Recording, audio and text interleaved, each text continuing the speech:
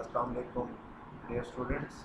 आज का हमारा lecture number 19 remaining short questions हैं, जो कि मिड से पहले मंथली टेस्ट से पहले हमने हाफ चैप्टर के शॉर्ट क्वेश्चंस डिस्कस किए थे 3.7 तक। आज हम रिमेनिंग शॉर्ट क्वेश्चंस डिस्कस करेंगे और वो है 3.8। क्या find the change in momentum for an object subjected to a given force for a given time and state law of motion in terms of momentum. ये मंथली टेस्ट का हिस्सा भी रहा ये क्वेश्चन। वो मैंने इसलिए दिया था क्योंकि जो थ्योरी थी उसमें ये चीज़ शामिल थी। उसने कहा चेंज इन मोमेंटम जो किसी भी ऑब्जेक्ट के ऊपर फोर्स अप्लाई करने की वजह से पैदा हो रहा है, मालूम करके बताएं, फाइंड करके बताएं, और law of motion in terms of momentum भी सिंप्लीफाई करें। तो आप जानते हैं कि जब भी किसी बॉडी के ऊपर फोर्स लगा करती है तो उसकी वेलोसिटी में चेंज पैदा होता है, और उसकी वेलोसिटी का चेंज एक्सेलरेशन पैदा करता है, एक्सेलरेशन पैदा करता है। तो acceleration change in velocity over time. Newton second law of motion है जी, F is equal to M में एक ही जगह पर उसकी वैल्यू पुट कर दी, m को अंदर मल्टीप्लाई कर दिया, और ये rate of change of momentum is equal to the applied force हो गया। यही Newton second law in terms of momentum. ये सवाल भी 3.9 जो है ये भी मंथली टेस्ट का हिस्सा रहा क्योंकि ये कोर्स में शामिल था। Define impulse and show that how it is related to linear momentum. Impulse क्या है जी? The product of force and time is equal to impulse या is called impulse. Impulse क्या होता है ये मैंने थ्योरी में आपको बड़ा एक्सप्लेन करके समझाया हुआ है। आप सिंप्लीफाई कर सकते हैं, फिजिकल टर्म में एक ही जगह पर चेंज इन वेलोसिटी सिंप्लीफाई किया तो change in momentum is equal to impulse, rate of change of momentum is equal to applied force. ये मैंने एक्सप्लेन किया हुआ है कि ये दो फर्क आपने याद रखने। 3.1 में कहता है state that law of conservation of linear momentum pointing out the importance of isolated system why under certain condition the law is useful even through the system is not completely isolated. कहता है state करें law of conservation of linear momentum. तो आप जानते हैं the total linear momentum of an isolated system remains constant. कहता है pointing out the importance of isolated system. Isolated system की इंपॉर्टेंस क्या है? हम जानते हैं कि ये एक ऐसा सिस्टम होता है जिसके अंदर या जिसके ऊपर किसी किस्म की कोई एक्सटर्नल फोर्स अप्लाई ना हो रही, और यही चीज इसकी इंपॉर्टेंस है कि ये एक ऐसा आइसोलेटेड सिस्टम है जिसके अंदर कुछ भी हो रहा हो वो उसके अंदर ही हो रहा होता है, एक्सटर्नल कोई फोर्स अप्लाई नहीं होती, जैसा कि gas is at constant temperature. Importance है कि large massive object the effect of resistive force is invisible. हम ये कहते हैं डेली लाइफ के अंदर जो ऑब्जेक्ट मैसिव हैं उनका जो रेजिस्टिव फोर्स का इफेक्ट है, यानी रेजिस्टेंस वगैरह, एयर की रेजिस्टेंस वगैरह, वो फोर्स हम निगलेक्ट करते हैं। This means the external force is very small as compare to mutually interacting forces within the system. System के अंदर आपस में गैस के मॉलिक्यूल्स टकराने से जो फोर्सेज एक्सर्ट हो रही हो वो हम कंसीडर करते हैं, लेकिन पूरे सिस्टम के ऊपर एक्सटर्नल कोई फोर्स लग रही हो वो हम कंसीडर नहीं करते, इसलिए हम आइसोलेटेड सिस्टम कहते हैं। Explain the difference between elastic and an elastic collision. Explain how would a bouncing ball behave in each case. Give plausible reasons for the fact that kinetic energy is not conserved in most cases. सबसे पहले elastic collision आप जानते हैं ऐसी collision जिसके अंदर linear momentum और kinetic energy दोनों कंजर्व रहे हैं उसको हम क्या कहते हैं? इलास्टिक कोलिजन कहते हैं।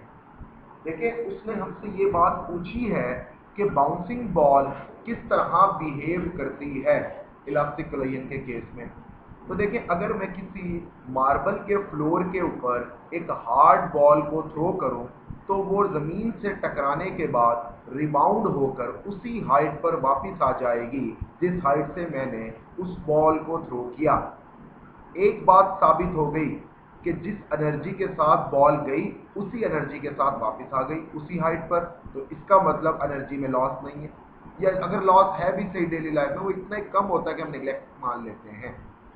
और जिस मैथ और वेलोसिटी के साथ गई उसी मैथ वेलोसिटी के साथ भी ऊपर आ गई, तो इसका मतलब यह है कि मोमेंटम भी कंजर्व है। इनइलास्टिक कोलिजन क्या है? देखिए एक ऐसा कोलिजन जिसमें काइनेटिक एनर्जी कंजर्व नहीं रहती लेकिन जो है उसमें मोमेंटम कंजर्व रहता है। तो अब बात यह है कि इसमें हार्ड बॉल किस तरह इंटरेक्ट करती है। अगर आप एक हार्ड बॉल को ड्रॉप करें ऐसे फ्लोर पर जो कि क्या हो, सैंडी हो, सैंडी फ्लोर हो, तो जब आप रेत के ऊपर हार्ड बॉल को थ्रो करेंगे तो वो टकरा के उस हाइट पर वापस नहीं आएगी, जिससे ये बात साबित हो जाती है कि एनर्जी कंजर्व नहीं है। अब यहाँ पर बच्चे का सवाल अमूमन होता है कि सर देखिए मोमेंटम तो कंजर्व था, जिस मैथ और वेलोसिटी से हार्ड बॉल नीचे जाती है उसी मैथ और वेलोसिटी के साथ हार्ड बॉल ऊपर आ जाती है, लेकिन अगर इन इलास्टिक कोलिजन में हार्ड बॉल को रेतीले फर्श पर, सैंडी फ्लोर पर आपने थ्रो किया तो क्योंकि वो वापस नहीं आई, एनर्जी कंजर्व ना रही, लेकिन सर मोमेंटम कैसे कंजर्व रहा, ये सवाल है। तो यहाँ पर यही बताते हैं कि जब आप सैंडी फ्लोर के ऊपर किसी भी हार्ड बॉल को थ्रो करते हैं तो वो टकराती है हार्ड बॉल से, तो जो सैंड पार्टिकल्स हैं वो डिस्प्लेस होते हैं उतने ही मोमेंटम के साथ जितने मोमेंटम के साथ हार्ड बॉल आकर सैंडी फ्लोर से टकराती है। तो इस तरह मोमेंटम कंजर्व है। इस तरह क्या है भाई, मोमेंटम कंजर्व। तो उसमें एक और चीज पूछी है इस सवाल में कि काइनेटिक एनर्जी की क्या क्या रीजंस हैं लॉस होने की। कहता है friction of ball with floor, friction of ball and air, sound and heat, deformation of material. तो ये सारी रीजन है। Explain what is mean by projectile motion. Projectile motion को एक्सप्लेन करें। Projectile motion two dimensional motion है under constant acceleration due to gravity. Projectile के बारे में आपको बताया कि वो ऑब्जेक्ट जिसको किसी इनिशियल वेलोसिटी के साथ थ्रो किया जाता है और वो मूव करता है under the influence of gravity. Examples क्या क्या हैं, football kick by a player, missiles fired from a launching pad. अब डिफाइंस पूछे, टाइम ऑफ फ्लाइट की, ये मैं आपको पढ़ा चुका हूँ। रेंज ऑफ प्रोजेक्टाइल की, मैं आपको पढ़ा चुका हूँ। और ये भी बता चुका हूँ कि शो करें कि 45 डिग्री के ऊपर किस तरह रेंज मैक्सिमम होती है, ये भी मैंने आपको प्रूव करवाया था। रेंज ऑफ प्रोजेक्टाइल ये प्रूव करवाया था 45 डिग्री के ऊपर। 3.13 में है, एट व्हाट पॉइंट और point in its path does a projectile have it's minimum speed, its maximum speed. वो पॉइंट बताएं जहां पर प्रोजेक्टाइल अपनी स्पीड को मैक्सिमम शो करता है और कहां पर मिनिमम शो करता है। तो जब पॉइंट ऑफ लॉन्च की बात करें, यानी जहां से हम थ्रो करते हैं, पॉइंट ऑफ लॉन्च, वहां पर स्पीड मैक्सिमम होती है। जैसे जैसे ऊपर जाती जाती है प्रोजेक्टाइल, उसकी स्पीड कम होती जाती है और मैक्सिमम हाइट पर पहुंचकर स्पीड मिनिमम हो जाती है। तो इसका मतलब पॉइंट ऑफ लॉन्च पर स्पीड मैक्सिमम और मैक्सिमम हाइट पर स्पीड मिनिमम। फिर जब चीज नीचे आ रही होती है, प्रोजेक्टाइल नीचे आ रही होती है, उसकी स्पीड बढ़ना शुरू हो जाती है, मैक्सिमम होना शुरू हो जाती है। और जब टकराने से पहले, जमीन से टकराने से पहले उसकी स्पीड मैक्सिमम हो जाती है। तो पॉइंट ऑफ लॉन्च और बिफोर हिटिंग द ग्राउंड, ये दो पॉइंट है जहां पर स्पीड मैक्सिमम होती है। और मिनिमम कहां पर होती है, मैक्सिमम हाइट पर। Each of the following question is followed 4 answer. ये एमसीक्यूज हैं जो बुक में दिए हैं। What is mean by ballistic trajectory, तो मैंने आपको पढ़ाया, the path followed by an powered and unguided projectile is called ballistic trajectory. What happens when a system of two body undergoes an elastic collision, तो उसका momentum change नहीं होता। एक last numerical कल रह गया था, वो भी है SLBM, a submarine launched ballistic missile.